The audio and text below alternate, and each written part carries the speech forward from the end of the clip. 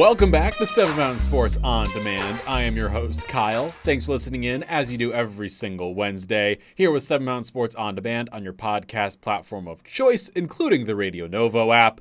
And here on the podcast today, it's a special day because the NFL Draft officially is tomorrow, Thursday, April 24th is when it kicks on off over in Green Bay. And joining us to go from the diamond to the field, Mr. Alec, the host of Scorebook Stories. Alec, how you doing? Oh, I am wonderful. Baseball is in full swing. I'm so happy to be watching baseball every single day. But I mean, I can take a break from watching some ball to talk about a little bit of what's going on over on the gridiron. Yeah, I get to now drag you over to my side of things. And of course, you can check out these mock drafts that we're going to get into today over on the Seven Mountain Sports social media, over on Twitter, Instagram, Facebook. Go find us over there and look at the whole mock drafts completed. Plus, there is a couple more coming out in the next 24 hours of not just us, but two other individuals we hear a lot on Seven Mountain Sports properties. So, Alec, the draft 2025. It started off the season with no consensus first overall pick, but now going into the draft, it seems like number one is pretty locked in with the Tennessee Titans. We'll go pick by pick here. We'll start off number one. Who do you have the fellows from Nashville taking? Yeah, I think it's Cam Ward. Without a doubt, they've even come out, made a couple different statements about their quarterback position, which I'm sure Will Levis is not very happy about. But Cam Ward is definitely the number one pick here. I don't see anyone else that could fill that role for Tennessee, and I think they are 100% sold on what Cam Smith has been doing down in Miami. I think they are sold on him as well, and what makes me think that he's sold on them is he went on and was doing, I believe, a Fortnite live stream about a week ago and was asked who the top receivers in the NFL were. His number 4 was Treylon Burks. Number 1 was Calvin Ridley, both receivers for the Titans. So interesting. Yeah. I think he's pretty sold on going to Tennessee as well. He's sold on going there. They're sold on him. I also have him as the number 1 overall pick in the draft. And a lot of NFL teams have been saying we don't believe he's a first-round pick even in terms of evaluation. Some teams are saying that. Other teams are saying he's the best player in the draft. So make of it all what you will. But Cam Ward, number 1 overall, to them Tennessee Titans. Second on the clock, the team that I guess has Joe Flacco back in the building now, the Cleveland Browns, are picking at 2. And this is where the draft kind of begins because there are a lot of options there. Yeah. Do they go quarterback? Do they go receiver, edge? There's a lot of options here for the Cleveland Browns. I've got them taking Colorado's Travis Hunter. I think he's pretty much locked into the Browns. They don't need an edge as much because they still have Myles Garrett. They're paying him $40-some-odd million a year now. So Travis Hunter feels like the pick for me from Cleveland. Yeah, I think this is a pick that I put a lot of thought into this one. And I'm having Cleveland take Shedeur Sanders. Whoa. Different Colorado player. Yeah, I'm having Cleveland take Shedeur Sanders mainly because I have seen nothing around the Browns when it comes to Jackson Dart. And if they're going to pass on Sanders, they have to make sure, or at least have some level of confidence, Dart will be there in the second round for them. And I kind of have a feeling, especially with Shedeur Sanders being eyed up by the Jets, the Raiders, the Saints, because Derek Carr is probably going to miss the entire season next year, and even the Pittsburgh Steelers. I have a feeling if they're not 100% sold that Jackson Dart will be there in the second round, they're going to panic and they're going to take Shedeur Sanders at 2 because Jackson Dart is a great quarterback, but he is not a top 5 pick. And I don't think Jackson Dart's anywhere close to NFL ready right now. I sit here and look at the Browns. I think their sweepstakes for Shedeur are going to pass. I don't think they take him. I'm sitting here with them, and I don't think they're looking at this season as one where they're going to win, which might be strange to say out loud, but they already know they don't have Deshaun Watson for the season, which is a whole mess unto itself. I think they're going to try and go in all in next year for whatever quarterback comes out first, whether that's Drew Aller, Nico Iamaleava, Carson Beck, whomever it may be, Arch Manning. Yeah. They're going to wait on that if I would have it, if I could have it my way, they'd take the kicker from Temple. in the first round. Oh, But right. that's just me. Says while wearing a Bengals hat. Yeah. Well, Yeah. they're going to take Colorado players or who we've got going number 2. And then number 3, sitting there, the G-men from MetLife, the Giants. I sat here and I thought for about 2 seconds if I am the Giants, because they sometimes just say the best player available and live with it. If you pass up an Abdul Carter, I don't know what you do if you are the Giants. I've got them taking the Penn State number 11 edge rusher.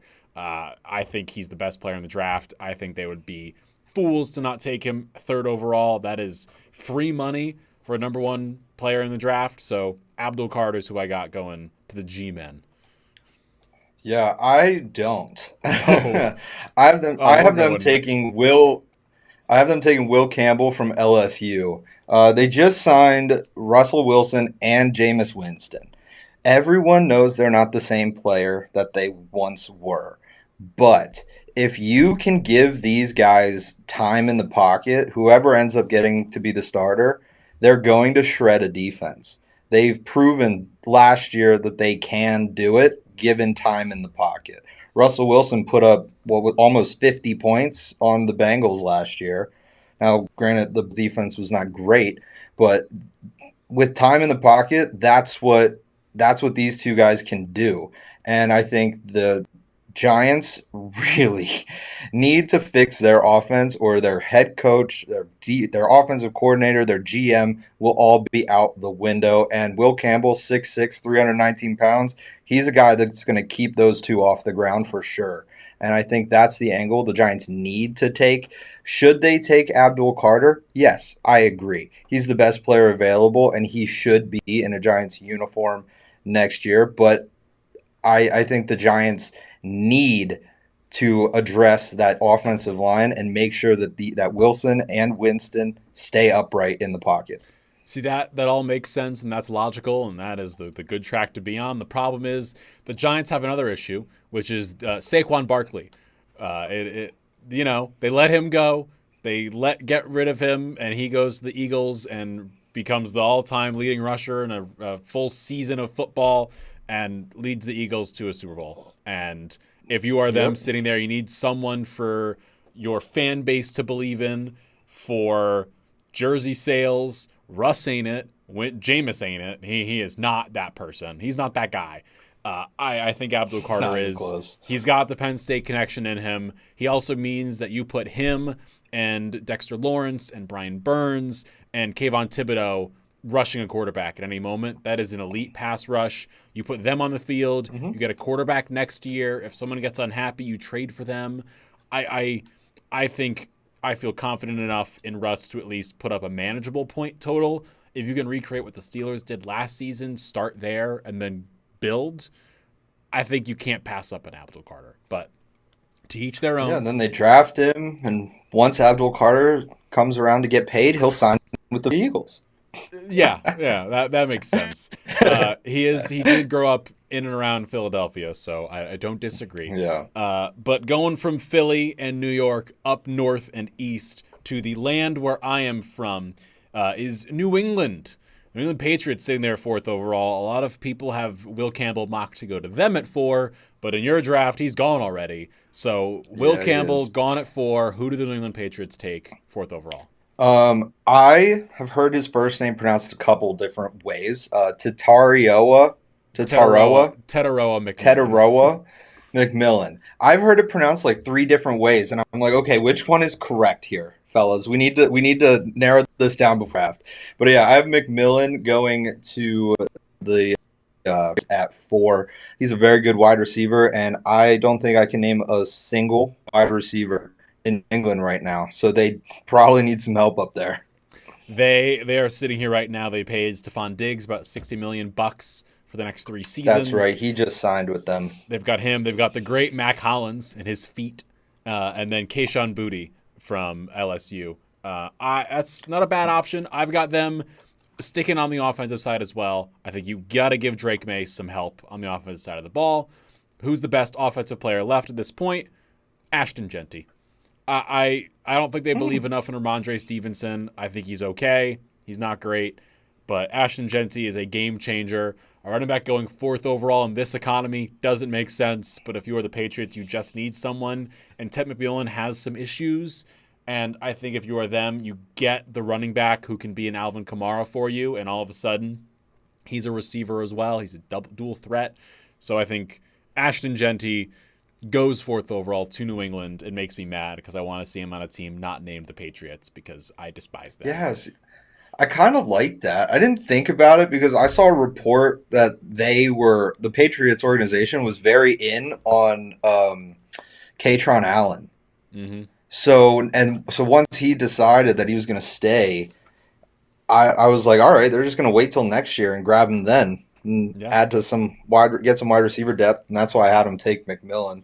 Well, either way, Patriots go on offense. I then have McMillan going 5 to the Jaguars, funnily enough. I think if you are Trevor Lawrence, his best years were when he had T. Higgins and when he had Justin Ross over at Clemson. Those two guys were 6'4" and 6'5" apiece, and McMillan's 6'3". He's a huge body, and if he's got all these receivers who are small, nimble, fast, he doesn't have a big body around him. He just needs someone to throw at because he's not the most accurate dude in the world. Give him some sort of catch radius. So I've got Ted McMillan being 5th to them Jaguars, or as Liam Cohen says, Duval.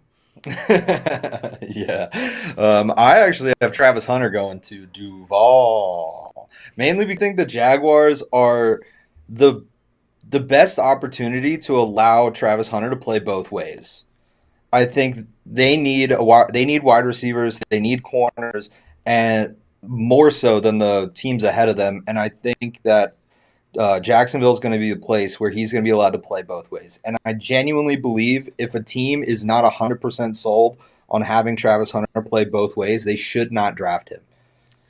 Because I guess you're Mr. Deion Sanders here. You're his number one yeah, fan. it was so true though. Like if and watching him play and looking at his stats offensively and defensively, I think he's probably like strictly as a wide receiver, late first round, early second round wide receiver. He's a late first round, second round corner. Now you put those together, without a doubt, that is a top 5 pick for me. But if you're not going to be using him both ways, there's no sense in wasting a top 10 pick on Travis Hunter. It is more than fair. So Hunter, you have going 5, then up 6th overall. I know we're kind of blasting through this here.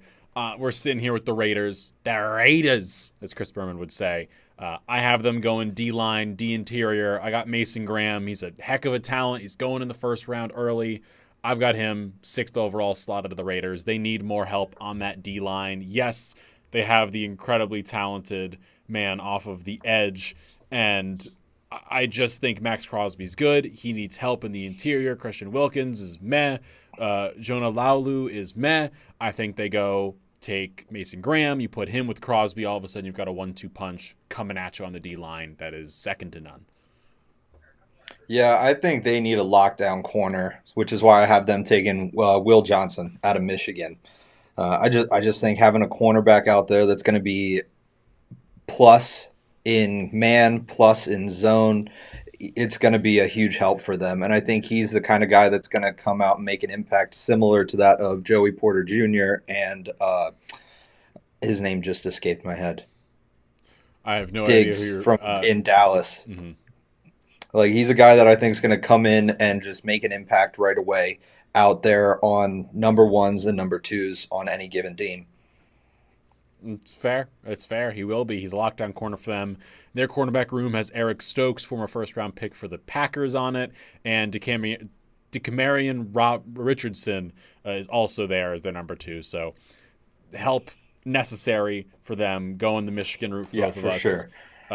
And then for our second team that plays in the Meadowlands, the New York Jets, who I guess have Justin Fields being their quarterback of the future. I've got them giving him some protection up front. I have Will Campbell going here.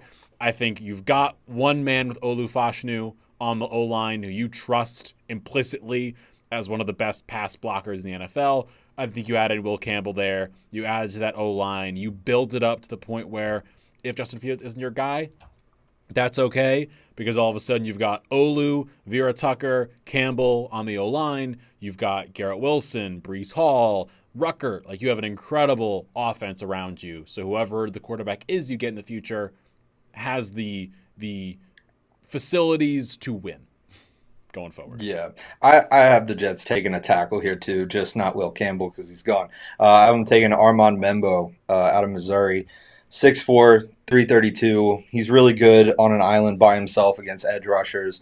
I just think he's gonna be a real good asset to whoever ends up picking him up, and I just think it's gonna be the Jets, unless the Jets, do the Jets and they end up taking some random person that was projected like fourth round, Welcome to the like they tend to do. Welcome to the New York Jets. Kyle Leff. Kyle Leff to the New York Yeah. Jets.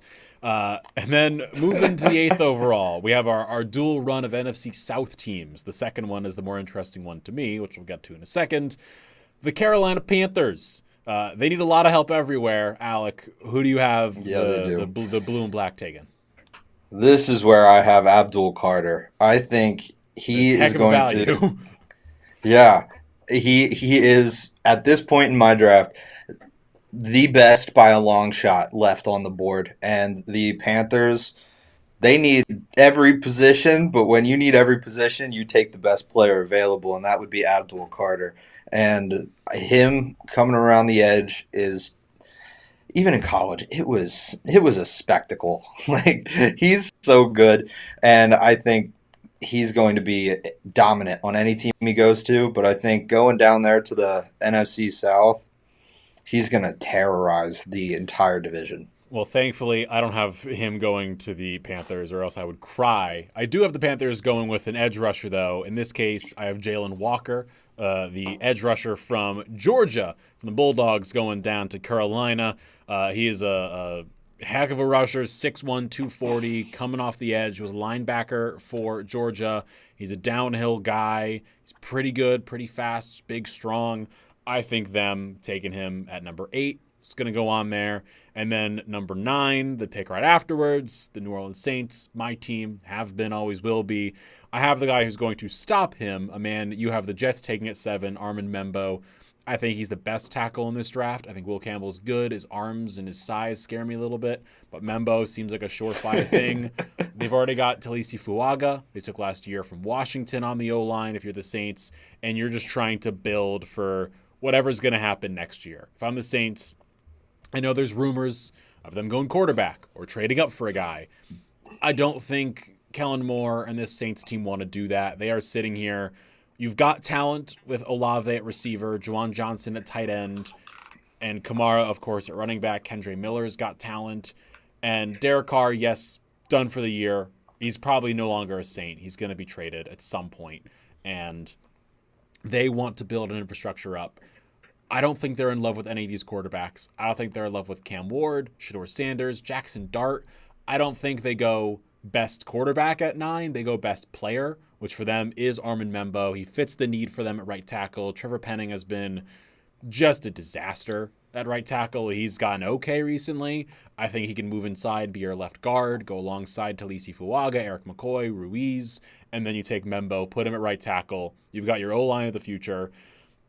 And then all of a sudden you just need a quarterback, which Drew Aller, baby, next year. Yeah, I have him taking Mason Graham.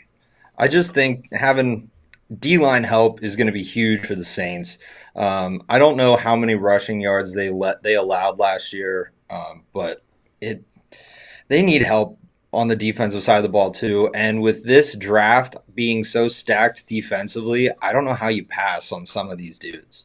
They need help everywhere, is how I'll put it. The Saints have a lot of just older players, older vets, and just they need people I think they need pretty much everything. Maybe not a running back would probably be that, and the defensive back room is probably the two safest. I think linebacker, you could use some more people, but pretty much all over the place, Saints need help. So that's why everyone's like, who do they go with? And that's why I think you go best available. I am taking Armand Membo, a player who was rumored to go to them for a while, but doesn't look like he's going to fall to them. At number 10, I have the Bears taking another Penn State Nittany Lion, Mr. Tyler Warren, who is just a monster all over the place. If you are the Bears, you're going in there, you're saying, okay, Caleb Williams, We love him. We have a great quarterback here. Cole Kmet is a good tight end, but you have the option to add Tyler Warren, who can do pretty much everything. He can screen, he can catch, he can block, he can do all of it. You've all of a sudden got Kmet, Tyler Warren, Romadunze, DJ Moore, and that is just an incredibly strong just talent room for the Bears. So I don't see why you pass up on the main man, Tyler Warren. Well, I think you pass on Tyler Warren because DeAndre Swift and Roshan Johnson, Travis Homer, and Ian Wheeler are not going to get it done out of the backfield, and you need to take Ashton Jeanty. That is why you pass on Tyler Warren. That's fair. You don't need a tight end in Chicago. Cole Kmet is solid. He's a very good tight end. He can do that kind of stuff that Tyler Warren does.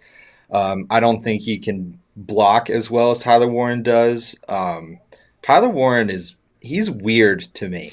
He's a blocking tight end that is a vertical threat. That doesn't really exist. It's called being good at your job. Yeah, it's kind of weird. I mean, Brock Bowers is pretty good at it. He had a dominant year last year, but it is just a little. It's very unique, not weird. Unique. I'll use that word instead. But overall, I think the Bears definitely need more assistance in the running back room, so I'm going to have them take Ashton Jeanty. There are a lot of podcasts, a lot of social media platforms, a lot of sports games going on all throughout Happy Valley. And the best place to find all of those details and information is on our website, 7mmsports.com. Over there, you can find the full schedule of all the sports going on here in Seven Mountains Media and Seven Mountains Sports. You also can find the latest episodes of all of our podcasts, Sports Talk with Steve Jones, Scorebook Stories, and more. For all those details and information, head over again to our website, 7mmsports.com. 10 down, 20 to go, Alec, or 22 to go to be exact in the rest of this draft. We're going to rattle through the rest of the picks here. So let's go. I've got 11-12, the Niners, Cowboys, two heated rivals, both going to the land of Texas. I have the Niners at 11 taking Jahdae Barron, and then at 12, the Cowboys going Matthew Golden, wide receiver. Give Dak Prescott some help because why not? And even though apparently the Cowboys are quote-unquote making a lot of conversations about making a lot of trades per Jerry Jones, I don't know, those trades might be for Derek Carr. Yeah, I actually have the same number 11 pick as you. I just think San Francisco needs a DB. He's probably the best DB available at that time. But I had the Cowboys going edge rusher Mike Green from Marshall. It's a smaller school. A lot of people may not be familiar with Mike Green's game, but he bullied every offensive tackle that he came up against. It was unbelievable. Unbelievable. He had 17 sacks last year. 17. 3 forced fumbles, a total of 81 tackles. He had an unbelievable season, and him coming off the other side from Micah Parsons, that's scary. It's a pretty good 1-2 duo there. Moving down to 13, I have the Miami Dolphins similarly going D-line with Walter Nolan out of Ole Miss. And then at 14, I got the Indianapolis Colts going back to the tight end room, getting themselves the man from Michigan, the second best tight end in the draft class, even though he's pretty gosh darn good himself, Colston Loveland, because I think you need to give some talent to that Colts team, whether it's Daniel Jones or whether it's Anthony Richardson playing, we don't know, but I think you give Loveland to the Colts. Dolphins snag up Walter Nolan. Yeah, I have the Dolphins also taking Walter Nolan. Wow, Look at us finally getting on the same Great page. minds think alike, Alec. Yeah, and then I have the Colts taking Tyler Warren. I think along the same lines, they need an absolute stud at tight end. And I think the kind of offense that the Colts run, Tyler Warren will be best suited for. He's just an all-around utility knife, and he's going to be a stud in Indianapolis. Indianapolis getting themselves a tight end there for both of us. And then 15-16, the Falcons and the Cardinals. I got both teams going edge. I have the Falcons taking the aforementioned Mike Green from Marshall, and I have the Cardinals coming in at number 16, taking Donovan Ezeriuku. I'm bad at names. I'm real bad at names. Out of the edge from BC. I think both need edge rushers. The Falcons need a whole lot of help. They don't know who's going to be their quarterback. I guess it's Michael Penix, but it could be Kirk Cousins. I don't know. So they need help. The Cardinals need help off the edge. Yeah, both go edge rushers. 15-16. Yeah, I have the Falcons going wide receiver, taking Egbuka from Ohio State, and I also have another Ohio State guy going next to the Cardinals, and that's Josh Simmons, the tackle. I think these two are going to go offensive side of the ball. They're going to need the Falcons are going to need to protect whoever it is that's going to be the quarterback next year, or the Falcons need somebody to throw to, and Kyler Murray needs some protection. It's more than fair. I don't disagree. He does. Yeah. He can't run around all day. I mean, I don't. Yeah, I mean, I don't think any of these picks. I don't think anyone can go wrong taking an offensive lineman in the first round. If I'm being honest, there is no understatement or no worry about taking protection for your quarterback in the first round. It would be a positive thing everywhere. And speaking of protection, Alec, your team is sitting up next. The Cincinnati Bengals, the team you have a hat on for right this second. Who do you have the Bengals going with at 17? I have them taking edge rusher James Pierce Jr. because Miles Murphy did not live up to the hype that a lot of people thought he would. Sam Hubbard just retired, and there is a lot of talks about moving on from Trey Hendrickson, which I think that would be a horrible mistake. But I have a really good feeling, honestly, that the Bengals are going to drop out of the first round, if I'm being honest. They're going to trade out of the first round. They're just in cap problems. I mean, with all the money they just gave Jamar Chase, Joe Burrow, and T. Higgins, I don't know what their cap situation looks like, but they gave those three a lot of money. So I think they actually might end up trading down in this draft. But I don't pay for a PFF subscription, so I couldn't make any trades in my mock draft. So I have them taken. I have them taking James Pierce Jr. because he is a dominant edge rusher, and they need somebody who's going to come flying off the edge like Sam Hubbard used to do. That is more than fair. I'm going to go back to the book you used for the Cardinals at number 16. I have them going Tyler Booker, Alabama guard, at number 17. If they don't trade out, they haven't protected Joe Burrow ever. I don't see why you don't protect him at some point. And Booker's a really good guard. Yeah. He sits there on the O-line. He'll be a monster for you. So I have them protecting him up front. And then at 18, I have the Seahawks taking the guy you just mentioned, James Pierce Jr. They need help everywhere pretty much, so I have them taking him. And then 19-20, I got the Bucks going Will Johnson out of Michigan. And then the Broncos going to get Sean Payton's Swiss Army knife. The official number 1 for him, Marion Hampton, the running back out of North Carolina, getting out of town before Bill Belichick and Jordan Hudson made their way down there. I have Sean Payton getting his guy, Marion Hampton, number 20. Yeah, I have Donovan from Boston College. I'm not going to attempt to say his last name. Mm-hmm. You tried. I'm not going to. I have him going to Seattle. Again, kind of just everywhere. I have the Buccaneers taking Jahad Campbell from Alabama. They need a good linebacker down there that's going to help them out defensively, both in a rush and in coverage. And at number 20, I have the Broncos going wide receiver, taking Luther Burden III from Missouri.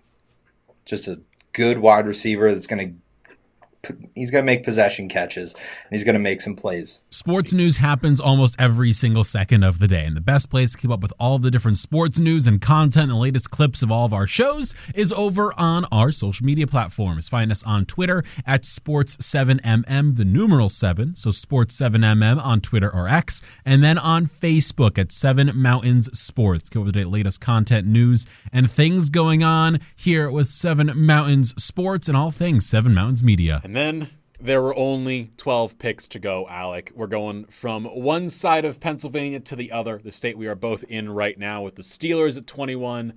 I don't have them going quarterback. I know Shedeur Sanders is still on the board. I don't think the Steelers do it. I think they go best player available, who for me, sitting here at 21, who for they need, Malachi Starks, the cornerback safety out of Georgia. I think they look at him as a talent and upgrade in that secondary. You add him in there. You'll wait for next year. There's a lot of teams waiting for next year, but I'm not sold on Shedeur, not sold on Jackson Dart. I think they go Malachi Starks. Yeah, their pick is difficult. They need a quarterback. I have them taking Kelvin Banks Jr., a tackle. This is another one that I kind of think they're going to trade down and try to get some picks in the second round. They have no second round pick right now. So if they don't trade down and collect themselves a second round pick, they are going to end up with no, or they're going to have to find somebody in the late rounds. I mean, there's a lot of guys projected late, like Riley Leonard, Will Howard. They're projected to go fourth, fifth round, so they could be available. But if you're not sold on Jackson Dart and you don't want to go offensive line, I do also think that the Steelers could go interior D line, get a nose guard or something like that. And I was debating Kelvin Banks Jr. or Kenneth Grant from Michigan because Cam Hayward is getting up there in age. He can't play that much longer. And if you can get a young that's going to come in and play ball and learn from Hayward, I see that as a total win. But over at the end of the day, I think they're going to need to protect whoever is going to be their quarterback, and that's why I have them taking Kelvin Banks Jr. They thoroughly do. And now rattling off the next few picks here, a couple of names you've brought up and you've mentioned. I got the Chargers at 22, going receiver Luther Burden III. I think you need to help out Justin Herbert a little bit more. Get him someone, not just Lad McConkey. While Lad is great and he was my fantasy team name going down to the McConkey tonk, I think they need to add someone else in there. So give him Luther Burden. I've got the Packers, their home stadium pick, going Shamar Stewart out of Texas A&M, the edge rusher. And then at 24, the Vikings going with the man you mentioned, the defensive interior, Kenneth Grant out of Michigan. And then at 25, the Texans have no one to protect. CJ Stroud up front. So Calvin Banks Jr. sitting there at 25. Keep him in Texas. Get that man. Put him on the left tackle, right tackle slot and say, hey, protect that dude with your life. Yeah, pretty much. I have the Chargers taking Matthew Golden. Similar reason. Lad needs some help. I have the Packers taking Nick Skirtin instead of Shamar Stewart. Both very similar players, very similar style, very good athletes. And then I also have Kenneth Grant going to the Vikings. I saw somebody saying the Vikings should take a quarterback, and I'm like, why? They just drafted one last year. Like, they're good. They don't need one. And then I have Houston taking Gray Zabel from North Dakota State to protect CJ Stroud. Going up North Dakota. Okay, I see you. Well, a team that normally Yeah. doesn't draft in the first round, that is drafting in the first round as of this moment. I was recording this Yeah. podcast at 1:51 p.m. on Wednesday.